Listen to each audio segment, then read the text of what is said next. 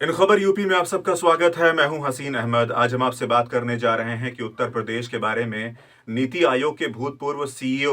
अमिताभ कांत ने क्या बात कही। उन्होंने कहा कि अगर हिंदुस्तान को 5 ट्रिलियन इकोनॉमी बनना है तो हिंदुस्तान ही एक ऐसा सूबा है कि जो सबसे ज्यादा इसमें अपना योगदान दे सकता है। बतौर सीईओ जब वो काम कर रहे थे नीति आयोग में, तो उन्होंने कहा कि उनका काम करने का नजरिया बाकी राज्यों के साथ में भी उन्होंने काम किया, बाकी राज्यों के साथ में भी उन्होंने समन्वय स्थापित करके तमाम कामों को अंजाम दिया। जितनी भी नीति निर्धारित चीजें थी उन तमाम चीजों के ऊपर उन्होंने काम किया और इसके साथ ही साथ उन्होंने यूनियन टेरिटरीज के साथ में भी काम किया। लेकिन उत्तर प्रदेश एक ऐसा इकलौता राज्य है जिसको उन्होंने कहा कि बीते 8 सालों में जिस तरह से वहां पर तरक्की की गई है, जिस तरह से वहां पर इंफ्रास्ट्रक्चर का एक जाल बिछाया गया है, वाकई अपने आप में काबिले तारीफ है और किसी और राज्य में इतनी क्षमता, इतना पोटेंशियल नहीं है जितना उत्तर प्रदेश ने बीते 8 सालों में योगी हुकूमत के दौरान दिखाया। इसके साथ ही साथ आपको बताते चलें कि किस तरह से उन्होंने रोड के बारे में जिक्र किया कि रोड की जो कनेक्टिविटी है वो उत्तर प्रदेश में बहुत ज्यादा तब्दील हुई है, उसमें बहुत ज्यादा पॉजिटिव चेंजेस आए हैं, सड़कों का बहुत ज्यादा निर्माण किया गया है। जहां पर जरूरत थी वहां पर सड़कों को रिपेयर किया गया, उसकी मरम्मत की गई और उसे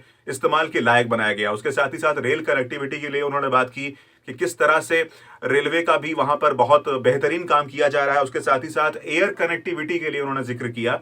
कि किस तरह से, जिस तरह से हमने देखा कि नोएडा में जेवर में जो आपको इंटरनेशनल एयरपोर्ट बनाया जा रहा है, इंटरनेशनल एयरपोर्ट्स डेवलप किए जा रहे हैं, वो वाकई अपने आप में बेमिसाल है। क्योंकि अगर आप इंटरनेशनल ट्रेड को अपने यहाँ लाना चाहते हैं, अगर आप चाहते हैं कि मल्टीनेशनल कंपनीज हिंदुस्तान में इन्वेस्ट करें, खासकर उत्तर प्रदेश में इन्वेस्ट करें, तो आपको इंटरनेशनल एयरपोर्ट्स का रखना बेहद जरूरी है। क्योंकि अगर इंटरनेशनल एयरपोर्ट्स होंगे, आपके पास कनेक्टिविटी होगी, तभी इंटरनेशनल डेलीगेशंस हिंदुस्तान आ सकते हैं, आपके सूबे में आ सकते हैं और किसी बिजनेस के लिए फैसले को आखिरी अंजाम तक पहुंचा सकते हैं। क्योंकि तमाम सरकारें, तमाम बड़ी कंपनियां इस बात को देखती हैं कि आपके देश में कितनी ज्यादा कनेक्टिविटी है। अगर सामान को वहां पहुंचाना हो, अगर वहां से हमारा जो तैयार माल है उसको वहां से विदेशों में भेजना हो, तो उसके लिए आपके पास इंटरनेशनल एयरपोर्ट्स हैं या नहीं है, आपके पास सड़कें बेहतर हैं कि नहीं है, आपके पास रेल मार्ग की क्या स्थिति है, ये तमाम चीजें देखी जाती हैं, जिसकी उन्होंने जमकर तारीफ की। उसके साथ ही साथ यहां पर उन्होंने एनर्जी के बारे में, इलेक्ट्रिसिटी के बारे में बात की कि किस तरह से आपको बिजली की सहूलियत यहां पर बड़ी आसानी के साथ मिलती है। उसके साथ ही साथ अगर आपको अपने कल कारखानों को चलाने के लिए जल की आवश्यकता है, तो पानी एक बहुत बड़ी जरूरत होती है किसी उद्योग के लिए, किसी व्यापार के लिए, तो पानी भी यहां पर मुहैया करवाया जाता है सरकार के द्वारा, ताकि आपको परेशानी ना हो, ताकि आपका व्यापार सही ढंग से काम कर सके। इसके साथ ही साथ आपको बताते चले कि किस तरह से उन्होंने ईज ऑफ डूइंग बिजनेस की बात की, जिसमें आपको व्यापार करने में आसानी मुहैया कराई जाती है। इसी को कहा जाता है ईज ऑफ डूइंग बिजनेस, ताकि आप आराम से व्यापार कर सकें। कितनी ज्यादा सुगमता के साथ आप अपने कामों को अंजाम दे सकते हैं, आप अपनी कंपनीज को वहां पर रन करा सकते हैं, चला सकते हैं। इसके साथ ही साथ उन्होंने उत्तर प्रदेश की गुड गवर्नेंस के लिए भी बात की कि किस तरह से वहां पर शासन का व्यवस्था इस तरह से रखा गया है कि आपको व्यापार में किसी किस्म की परेशानी का सामना नहीं करना पड़ेगा। वहां पर आप इत्मीनान के साथ अपने कामों को अंजाम दे सकते हैं, चाहे आपकी जो भी जरूरतें हो, सरकार उसके साथ समन्वय बनाकर आपके व्यापार के लिए एक उचित माहौल पैदा करती है। और उन्होंने इसके साथ ये भी बताया कि किस तरह से प्राइवेट सेक्टर कंपनीज जो होती हैं वो कुछ निर्धारित चीजों को ढूंढती हैं। किसी भी सूबे में अगर वो इन्वेस्ट कर रही हैं, अगर वो अपनी कंपनी चलाना चाहती हैं,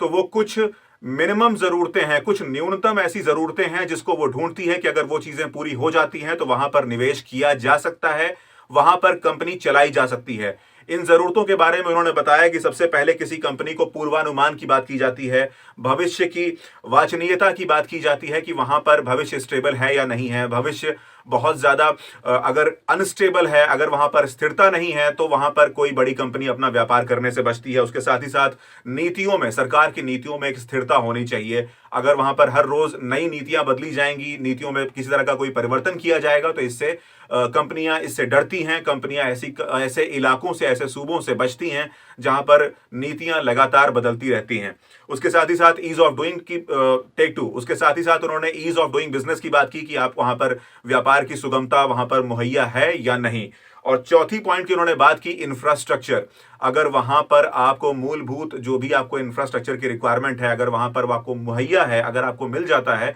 तो ऐसे में आपको व्यापार करना काफी ज्यादा आसान हो जाता है। और साथ ही साथ आपको एक डोमेस्टिक मार्केट की भी रिक्वायरमेंट होती है, यानी कि आपके अपने इलाके में जहां पर आप प्रोडक्शन कर रहे हैं, उत्पादन कर रहे हैं, वहां पर आपको एक बाजार भी मिले अपने सामान को बेचने का, ना केवल विदेशों में, ना केवल अलग सूबों में, बल्कि उस इलाके में भी जहां पर आप अपना उत्पादन करते हैं, वहां पर भी आपके बाजार में आपके माल की, आपके उत्पाद की खपत हो। तो यही वो तमाम 4 चीजें हैं जिसको एक कंपनी देखती है और उसके बाद ही निवेश करती है। इसके साथ ही साथ उन्होंने बताया कि ये फिलहाल ये तमाम चीजें, ये तमाम क्वालिटीज, ये तमाम जो हमारे पास अहम जरूरत होती है किसी व्यापार को करने के लिए, ये तमाम सहूलियातें उत्तर प्रदेश सरकार, योगी सरकार आपको मुहैया करा रही है। लिहाजा ये फिलहाल हिंदुस्तान में सबसे पहली पसंद बन के उभरी है तमाम सूबों में। यहां पर निवेश करने के लिए तमाम कंपनियां बेकरार हैं। वो चाहती हैं कि हिंदुस्तान में अगर हमें किसी राज्य से व्यापार करना हो, किसी राज्य में अपना प्लांट लगाना हो, किसी राज्य में अपने व्यापार को बढ़ावा देना हो, तो उत्तर प्रदेश उनको एक बेहद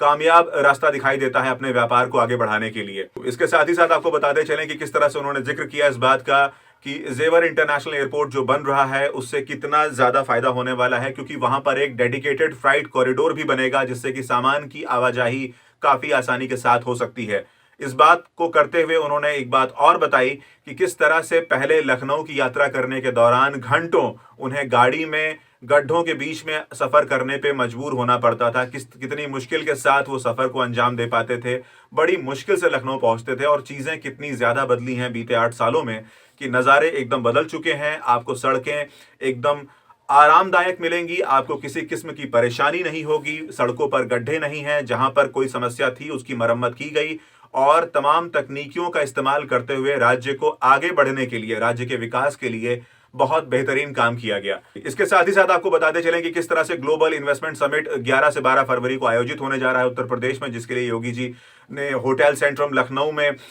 एक अपना कार्यक्रम भी किया, और इस दौरान हमें 76,000 करोड़ से भी ज्यादा का निवेश कई कंपनियों के माध्यमों से मिला, और हमने मेमोरेंडम ऑफ अंडरस्टैंडिंग साइन की, और व्यापार को बढ़ाने में सरकार ने एक बेहद अनूठी पहल इस बार की है। ऐसी तमाम जानकारियों के लिए बने रहिए इन खबर यूपी के साथ।